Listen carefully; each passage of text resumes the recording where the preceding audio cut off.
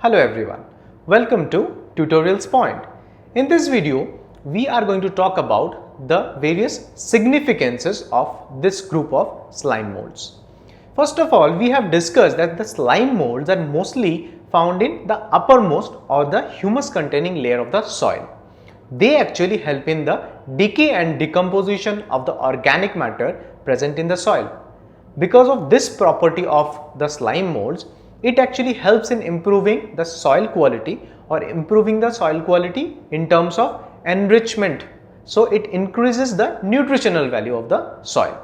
So because of this, it helps in the growth of various plants in the soil.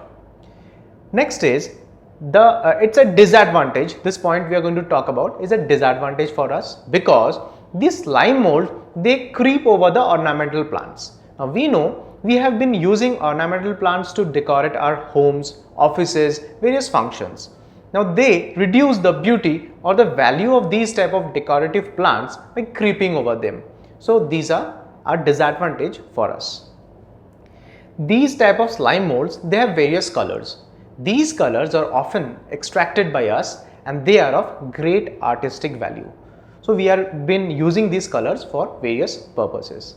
Now these slime molds, they act as excellent materials for the study of structure and the physiology of the protoplasm. That means if we try to study protoplasm, these slime molds, they act as good samples for the study of protoplasm.